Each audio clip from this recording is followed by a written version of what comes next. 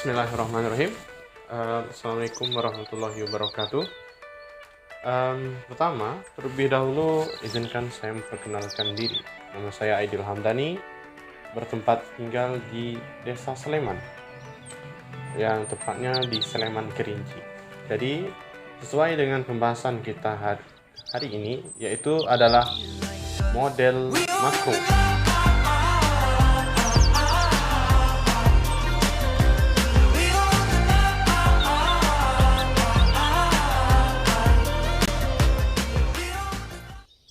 Sebelum kita bahas menyinggung apa itu model makro, yang pertama kita ketahui dahulu kalau model makro itu adalah bagian dari sistem pengembangan sistem instruksional atau model pengembangan sistem instruksional. Terlebih dahulu kita akan membahas mengenai pengembangan model sistem instruksional. Model pengembangan sistem instruksional. Istilah, kita di sini istilah instruksional berasal dari kata, kalau itu menurut istilah berasal dari kata instruction dalam serapan bahasa Inggris. Ini berarti pengajaran, pelajaran, atau bahkan perintah atau instruksi. Dalam dunia pendidikan, kata instruksi tidak diartikan sebagai perintah, tetapi pengajaran atau pelajaran. Perlu diingat, tanda kutip di sini bukan diartikan sebagai perintah, tetapi sebagai pengajaran atau pelajaran, atau lebih dikenal dengan nama pembelajaran. Itu menurut istilah berasal dari kata instruction dalam bahasa Inggris, yaitu pembelajaran. Model, kalau kita tadi menurut secara istilah tadi sudah saya singgung tadi, model makro merupakan bagian dari model pengembangan sistem instruksional. Kita akan bahas model pengembangan sistem instruksional adalah seperangkat yang berurutan untuk melaksanakan pengembangan sistem instruksional. Tadi dalam istilah itu sistem kita sebut dengan sistem. Pada istilah tadi kita singgung. Di sini menurut Atwi Supratman, ini kita singgung sebagai sebuah metode instruksi. Ada namanya metode instruksional. Kita untuk mengarah ke situ nanti. Menurut Atwi Supratman 1993 di dalam bukunya, bahwa metode instruksional berfungsi sebagai cara dalam menyajikan, menguraikan, memberi contoh, dan memberi latihan isi pelajaran pada peserta didik untuk mencapai tujuan. Itu kalau kita menurut Atwi Supratman dalam karyanya itu menyinggung sebuah metode. Kita hanya untuk membuka wawasan kita mengenai model pengembangan sistem instruksional. Pengembangan dalam sumber lain dikatakan pengembangan sistem instruksional adalah suatu proses secara sistematis dan logis untuk mempelajari problem-problem pengajaran. Jadi di dalam proses pembelajaran terdapat problem, dan itulah tujuan pengembangan instruksional adalah untuk proses secara sistematis dan logis untuk mempelajari problem-problem pengajaran. Model pengembangan sistem instruksional tadi adalah seperangkat prosedur yang bertujuan untuk melaksanakan pengembangan sistem instruksional. Ini kita lanjutkan pengembangan. Kita akan sempitkan untuk pembahasan kita mengenai pengembangan sistem instruksional. Pengembangan sistem instruksional adalah pola atau rencana yang sistematis dalam menilai, mendeskripsikan, mengidentifikasikan, mengembangkan, serta menggunakan komponen-komponen sistem pembelajaran. Peserta peserta didik, tujuan, materi, media, metode, dan evaluasi. Dan demi tercapainya tujuan pembelajaran yang diharapkan. Sistem instruksional adalah semua materi, konsep, pembelajaran, dan metode yang telah diuji dalam praktek yang dipersiapkan untuk mencapai tujuan dalam keadaan yang sebenarnya. Pengembangan pembelajaran adalah suatu pendekatan yang sistematis dan dalam desain, produksi, evaluasi, dan pemanfaatan sistem pembelajaran yang lengkap, termasuk komponen-komponennya, dan contoh manajemen penggunaannya. Pengembangan sistem instruksional tingkat sistem ini dimaksudkan untuk menghasilkan sistem pembelajaran yang besar. Kegiatan biasanya berangkat dari nol, yang tidak adanya sistem tersebut, sampai dengan dihasilkan suatu sistem. Kegiatan ini didahului dengan kegiatan awal yang mendalam dan menyeluruh yang meliputi analisis kebutuhan, analisis topik, serta analisis tugas. Itu pengembangan sistem instruksional.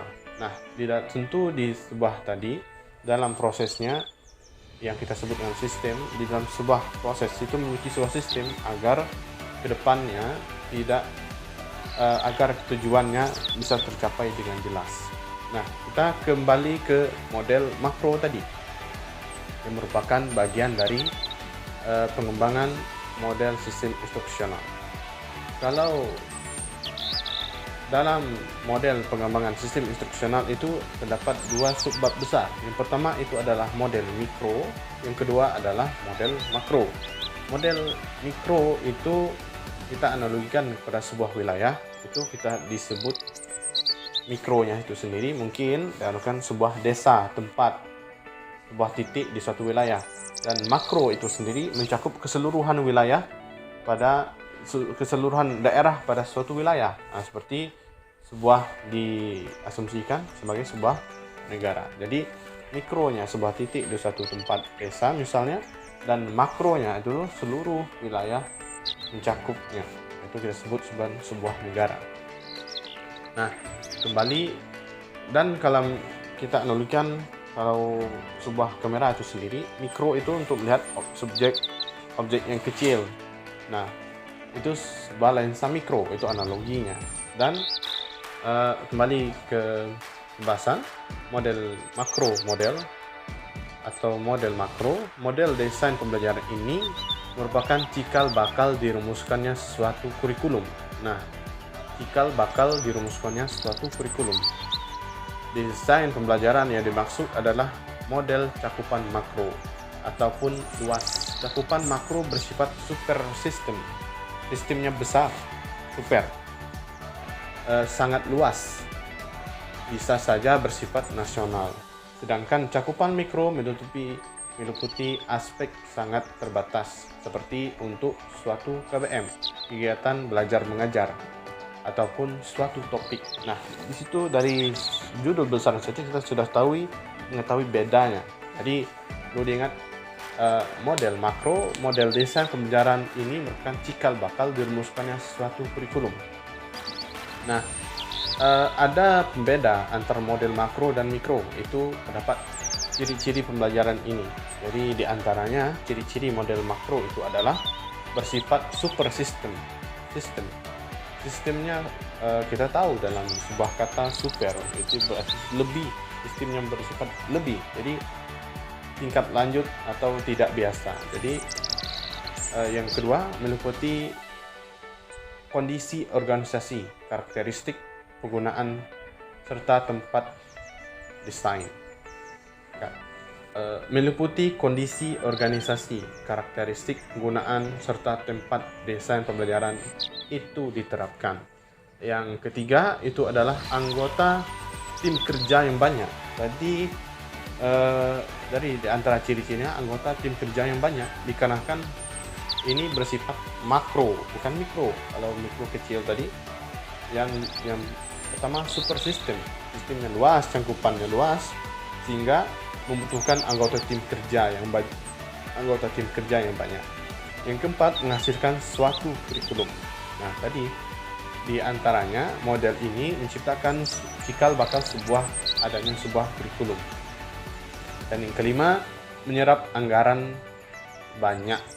Jadi sesuai dengan namanya, mungkin untuk menciptakan sebuah kurikulum atau pengembangan sebuah kurikulum dengan adanya model makro membutuhkan super sistem anggota yang banyak, maka otomatis itu akan menimbulkan pembengkakan biaya sehingga membutuhkan model yang cukup besar.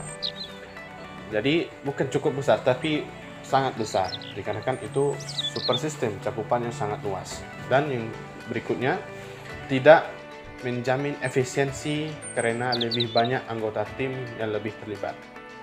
Model ini memang sangat berguna bagi suatu lembaga pendidikan. Perlu diingat, berguna bagi suatu lembaga pendidikan ataupun pelatihan, karena dengan pemanfaatan model ini kurikulum akan lebih mudah dibentuk. Maka setiap pengembangan kurikulum baru setiap tahunnya berubah, itu terdapat instansi pendidikan yang berusaha mengembangkan model makro.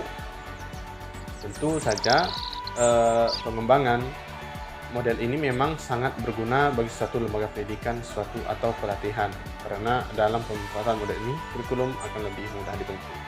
Jadi kalau tidak sedikit disinggung mengenai kurikulum, setiap pembuatannya pasti akan membahas mengenai suatu lingkungan teknologi mencakup pada saat itu, sehingga kesejahteraan masyarakat, sehingga setiap tahunnya mungkin keadaan kondisi kurikulum mungkin akan berubah. Mungkin sejarahnya kita lihat dari tahun ke tahun, dari mungkin sudah banyak kurikulum sebelum ini, KTSP, kurikulum 13, dan sekarang mungkin dibarukan kurikulum prototype yang mungkin segera akan dilaksanakan. Nah, itu tidak pengaruh dalam pengembangannya, sangat dipenuhi dengan ini model pengembangan model makro, sehingga bisa menciptakan sebuah kurikulum yang baru. Bukan baru, tapi pengembangan, sehingga model makro ini tadi membutuhkan anggaran biaya yang banyak dan anggota yang besar, sehingga kita disebut dengan super system. Jadi itu dia sekilas pembahasan mengenai model makro. Saya harap pembahasan ini berguna bagi siapapun yang mendengarnya, dan tentu saja bagi saya sebagai tugas kuliah tentunya. Jadi sekian dulu dari saya, Aidil Hamdani. Terima kasih atas perhatiannya, dan saya akhiri. Assalamualaikum warahmatullahi wabarakatuh.